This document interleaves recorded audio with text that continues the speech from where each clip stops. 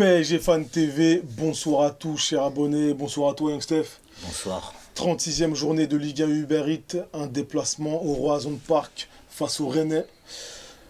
Semaine assez compliquée, qui avait très mal débuté. Elle se termine de façon mitigée.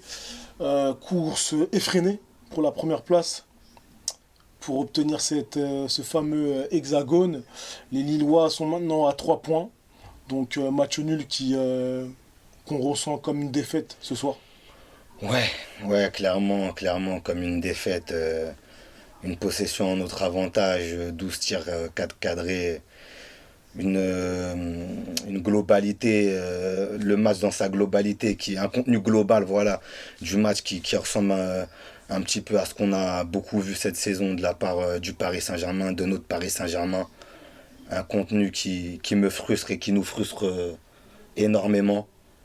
Je j'ai pas les mots, sincèrement, j'éprouve sincèrement un énorme ras-le-bol envers l'effectif, carrément, envers ce qu'ils nous proposent, qu'ils ont pu nous proposer cette saison. Euh, Qu'est-ce qui ne va pas, selon toi? Parce que voilà, c'était un match très animé. Donc on a vu des Rennais agressifs, un peu comme les Parisiens. Euh, Tactiquement, donc on a vu un Pereira qui a fait son retour au milieu de terrain, accompagné d'Ander Herrera. mm, Donc Draxler sur le côté gauche, mm. sur cette ligne de 3 au-dessus de ces deux milieux, avec un Neymar donc en tant que 10, Di Maria à droite, Keane en avant-centre. Donc c'est assez attrayant quand tu vois tout ça. Qu'est-ce qui n'a pas été, selon toi? Ah, En première mi-temps, je trouvais on avait beaucoup de déchets dans les dernières passes, les avant-dernières passes, au niveau de la finition. Ça pêchait beaucoup. On s'est procuré des occasions sur ce match face à Rennes. Comme je t'ai dit, on a quand même tiré 12 fois. Mais après, à un moment donné, il faut faire la décision. Tu as des latéraux aussi qui ne t'apportent pas suffisamment dans les centres. Quand il faut lever le ballon, bah, ça lève pas la balle. Et quand justement, il faut pas la lever, bah, ça la lève, la balle. Donc, c'est souvent les mauvais choix au niveau des centres et au niveau de nos centreurs. Puis, ouais, dans sa globalité, l'animation offensive, elle n'a pas été au rendez-vous ce soir. Faut dire ce qui est. On marque ce soir, c'est sur coup de pied arrêté.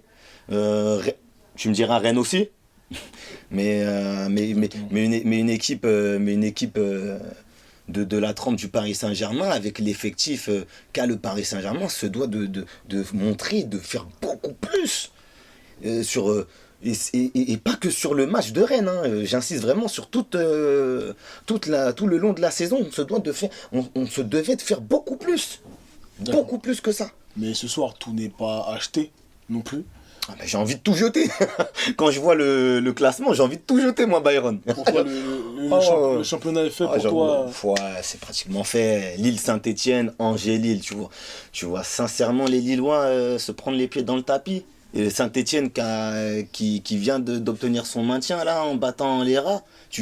Sincèrement, Saint-Etienne qui a plus rien à jouer cette saison. Ça va être très compliqué, beaucoup plus compliqué, mais après voilà. Angers-Lille, ça sera le dernier match de Stéphane Moulin. Je vais pas envie de partir là-dessus, mais ça sera le dernier match de Stéphane Moulin. Tu penses que les Angevins ils vont se laisser faire chez eux?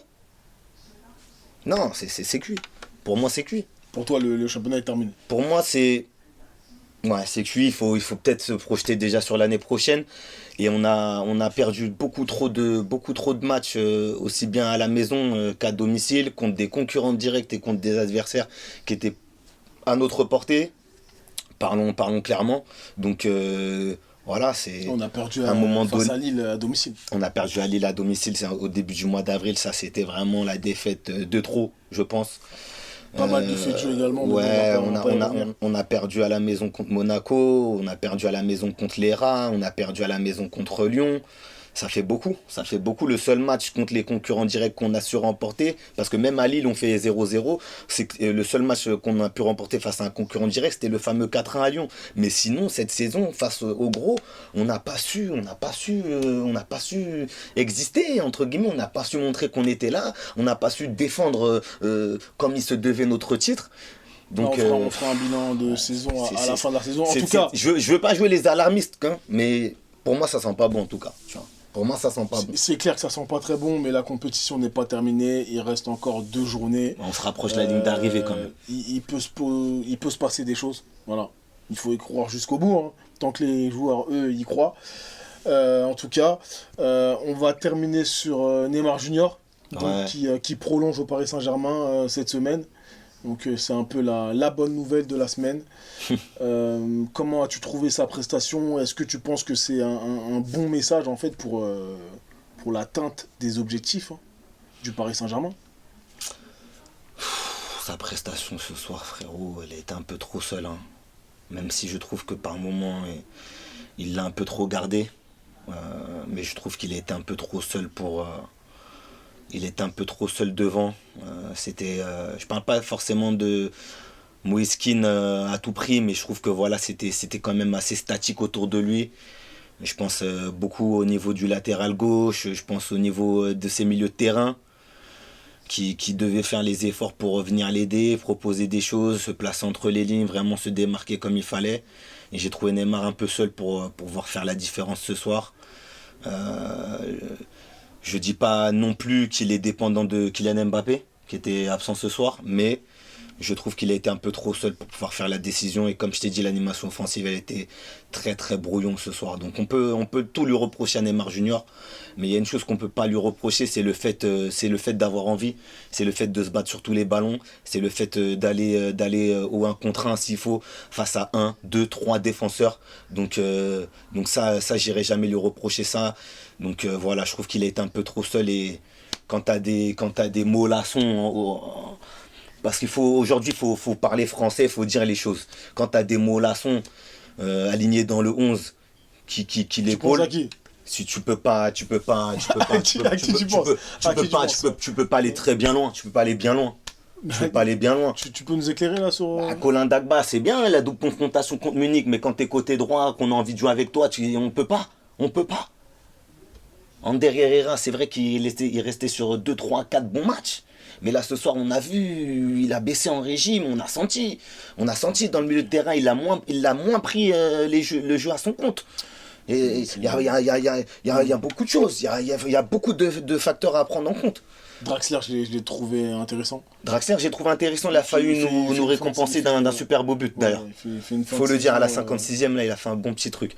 Mais c'est vrai que j'ai trouvé que Neymar était beaucoup trop seul ce soir pour se battre face à 11 Rennais. Ça manquait de jus autour de lui. Ouais. Ah, très bien, hein. Donc voilà, on va pas en dire plus. On va finir. J'aimerais en dire plus, mais tu sais. On va finir sur ça. En milieu de semaine, il y a une demi-finale face à Montpellier. Donc voilà, un titre en tout cas à notre portée.